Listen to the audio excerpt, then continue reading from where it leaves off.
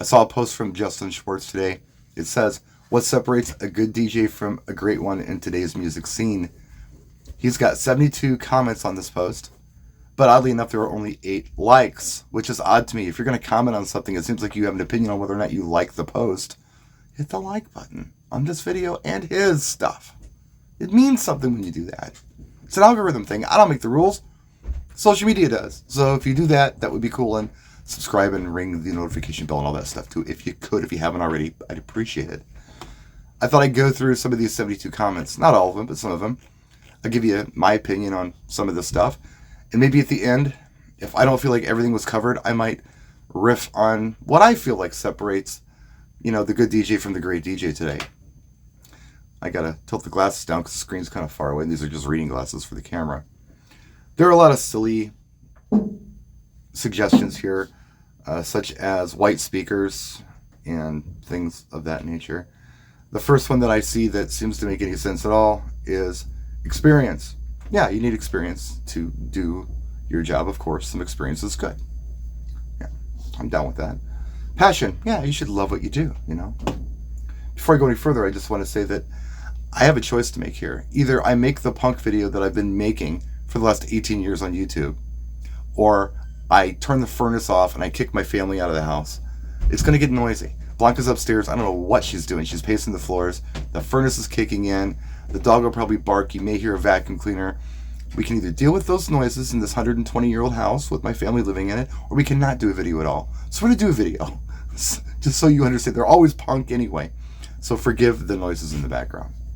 See if you can suspend some disbelief on that a little bit. Work ethic and not having a stupid ego. This one's interesting. Yes, you should have a good work ethic. That's just, if you're a working DJ, you should have a good work ethic and not get lazy and all that stuff. Stupid ego? Yeah. There are some really ugly egos out there. You know people with these ugly egos, right? But we all have ego. We have to have ego. Ego is what keeps you eating and breathing every day. But the ugly ego, yeah.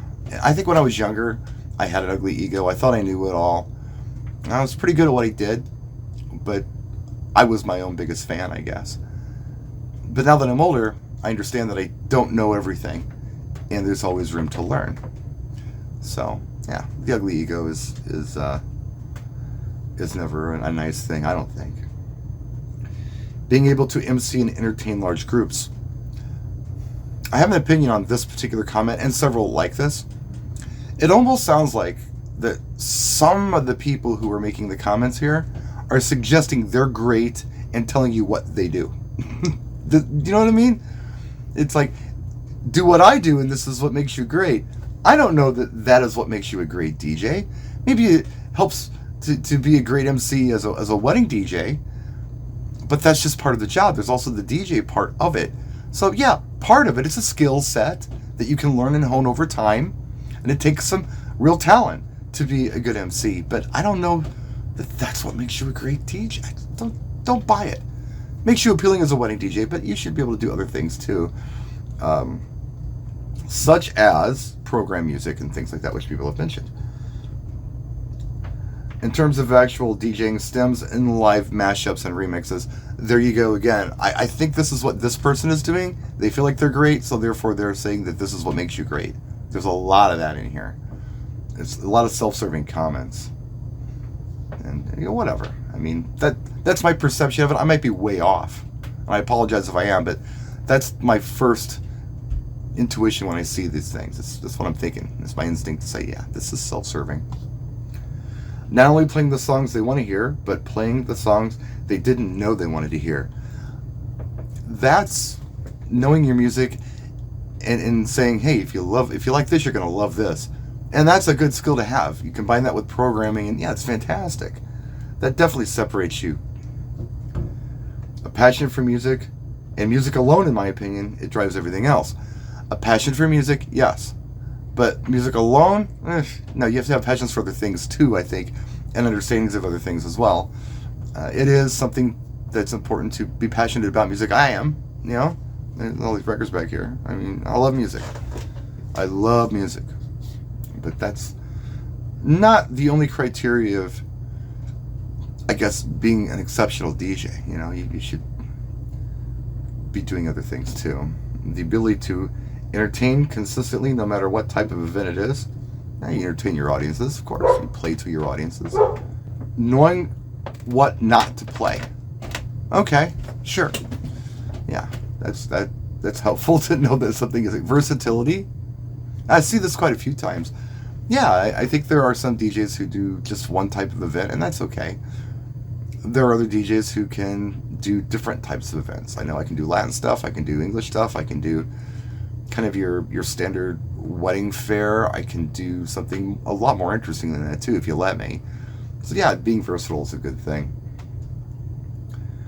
Energy, brand, stage presence, yeah, all helpful things, I guess.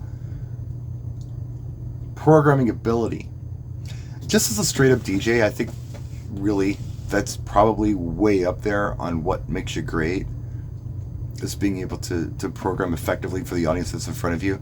Meaning selecting the songs that work for the audience and putting them in an order that makes the most sense and gives the most punch. That's maybe a very Reader's Digest version of what programming is. We could do an hour talking about programming. But yeah, programming is incredibly important. Knowing which events aren't the right fit for you or your style. Yeah, you know. Okay, so I'm all about a challenge. Hey, I'm going to try this. I think I can do this. But if there's something that's just way out of my skill set or I don't get it, I don't understand it, I'm not just going to say, yeah, I can do it and do it. I think it's important to know which jobs are for you and which jobs are not for you. There are some jobs that are not for me. Could I do them? Yeah. Should I do them? No. No. I think it's important to know and understand that. Being an open format DJ, it's kind of like being versatile. It's kind of the same thing. I don't remember when or where I saw this. A good DJ plays what you want to hear. A great DJ plays what you didn't know you wanted to hear. I'm totally down with that. Of course. Knowing the crowd. Yeah. I see a lot of this. Knowing the crowd, playing to the crowd, those types of things. I don't believe that is a very good description of what they're actually trying to say. I think an easier way to say this is having empathy for your audience, kind of putting yourself in their place. You don't know how many arguments that I've stopped as an adult by looking at the person I'm arguing with and saying, look, put yourself in my place. Understand where I'm coming from here. Yeah, okay. Okay, yeah, I get it now. People don't automatically think to do that, putting themselves in other people's places. As a DJ, it feels like that this is something that we should be doing a lot of. You know, in the process of programming and selecting songs, putting yourself in the audience place. What do I think they might like? If I was them, what would I enjoy? Knowing who they are. So yeah, knowing your audience and playing to them it is, I think, more descriptive than just saying, I read the crowd. That's just a very odd thing to say. It sounds like some kind of voodoo thing, and it's not. It's empathy. It's empathy for your audience. Combining that with knowledge of music, it helps a lot. Whoever brings the most amount of gear. Yeah, excellent. This person made like a list of 5 things. MC skills, mixing skills, mashup skills, stems, and a little research. Plus presentation, gear setup. I do believe this is another one of those, this is what I do, I am great, therefore this makes you great if you do it, kind of comments. Sorry, I'm not trying to make anybody mad, but that's what these comments sound like, trying to justify what you're doing and not necessarily nailing the question. My philosophy since 1988, what makes a great DJ is playing the right song at the right time. Yeah, of course. There you go. That's pretty simple, right? Being universally liked by everyone you work with. Nobody cares how good you are if you are unkind. I try to be cool to everybody I work with, whether it be a mobile situation, or, like a residency in like a bar or a night spot, yeah, you want people on your side. It's helpful. It's definitely helpful. What makes you great? It's helpful. Focus on the crowd, not your computer screen. Humility, experience, and skills. I'm going to fast forward to my response to this question. And this is all I said. I didn't expand on it. But I said, once you separate the homogenized Me Too DJs from artists, it's kind of a matter of opinion and taste. And I believe that. What do I mean by that? I've noticed in the last few years, there are a lot of services out there that try to program gigs for other people. For instance, if you were to say, hey, I'm doing a gig where they want reggae, there's a service out there that gives you a list of reggae songs to play, and you play them. Or, hey, I'm doing a school dance, which song should I play? There's services out there that give you a list of songs to play, and the DJs just play them. There are workshops out there on emceeing where everyone's kind of saying the same thing, and they're doing the same inflection everywhere in their voice. They're copying others. It's very monkey see, monkey do. I believe when you're learning how to do anything, whether it's playing guitar or driving a car, it doesn't matter what it is. Yeah, it's a skill to learn, but then there's art behind it.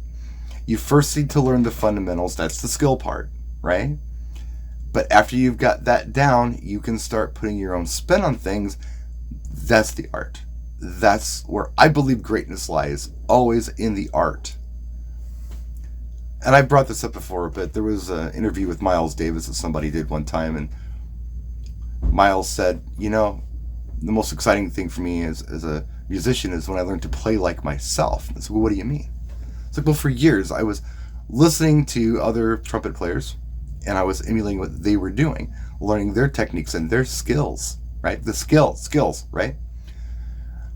I did that for a while, and then eventually I started playing my own way. So I started playing like myself and became Miles Davis. That's Miles' style.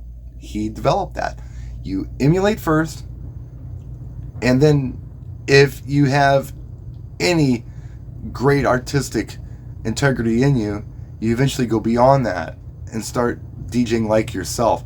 So, maybe it's okay that you get lists of reggae songs and lists of school dance songs from some music service, but eventually, hopefully, you can just start programming all that music like you would do it, not necessarily how some service that charged you money told you how to do it. You know what I mean?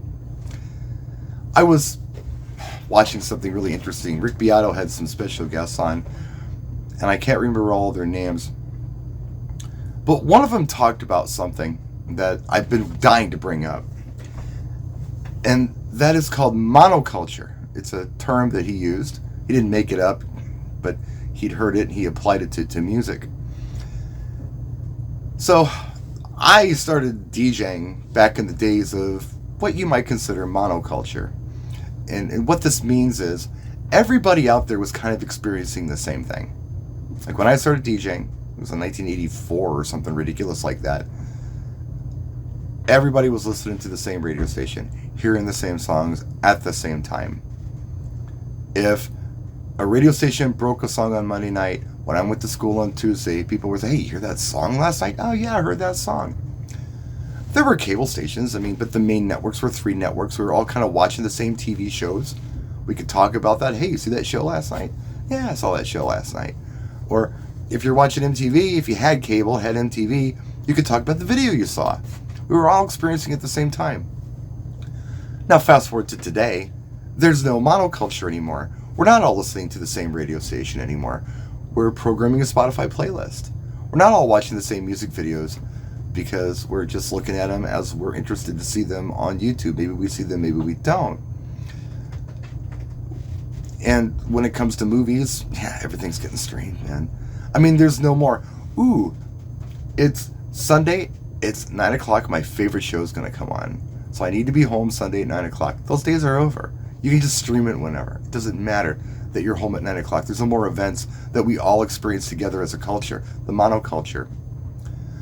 But that got me thinking, as a DJ, for, a few hours, however long your event goes, you have an audience in front of you, and technically you're all experiencing the same thing at the same time.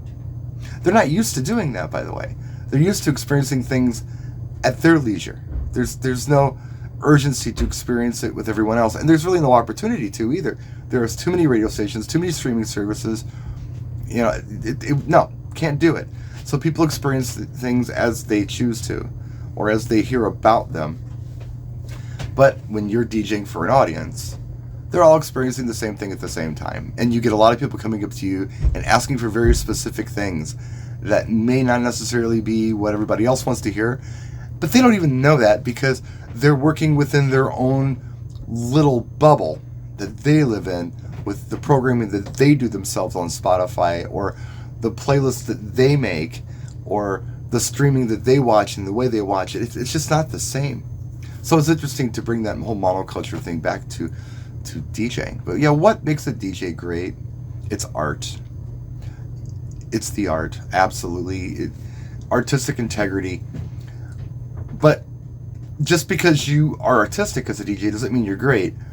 That's all. I mean, to me, to you it may. You may hear a DJ who's artistic, oh, that's amazing. I may hear it and say, I don't dig it. Vice versa. There have been some DJs that I've heard in the past that just blow me away. They're really good. I really enjoy listening to them. There are DJs that some people get really excited about. I hear them, and I don't. It's not turning me on. That's the art part of it. It's all up for interpretation. It's like a great song. What makes a song great? I don't know. I think a song is great. You may not think it's great. That's a matter of opinion. It's art. Art is all kind of interpreted by the observer of it, being listening to it or watching it or looking at it. That's art. So, I don't know, who's to say what makes a DJ great? Especially in, what's it, today's music scene? Is that what he said? Yeah, what makes the DJ great in today's music scene? I don't know. Again, we have no more monoculture, so what songs are really hitting, on all 8 cylinders for everybody? There are a few. Know what they are, play them. And arrange them around songs that you can reasonably assume that everybody else in the room is enjoying as well. When you start getting obscure, sometimes that's when it gets a little weird. You can pull it off, though. You can pull off the obscure if it's really great. You can be a tastemaker. The best example I can give of this, and I've given it before, would be the school dances that I've done before. I've been a tastemaker there. I've played things for them that I can't reasonably think that they would be listening to otherwise. But the way I did it was, I had to win their trust first. Because when I walked in the door, they saw the old crippled guy, and they said, this guy's going to have no idea what we want to hear. But if I go in there, and I play all the songs they want to hear before they can even ask for them, and I do that for 20 minutes, a half hour, they're going to look at me and say, hey, this guy, he's all right. He gets us. Then they become open. What's he going to do next? Whatever he does has got to be good because he's been great. So let's just follow this guy. Once they trust you, you can lead them. But lead them someplace reasonably cool. I mean, I don't want to play, some really terrible song for them and expect to get a reaction. But I can play a song that they may not normally give the time of day to because for whatever reason they don't have time for it. But if I arrange it around things that they love, maybe they'll dig it. I don't know. But yeah, I don't know the answer to the question. Do you? Let us know in the comment section. I'll turn the camera off. Thank you for watching. Sorry about the noise. Do this if you could. I'd appreciate it. We'll see you next time. Practice and enjoy.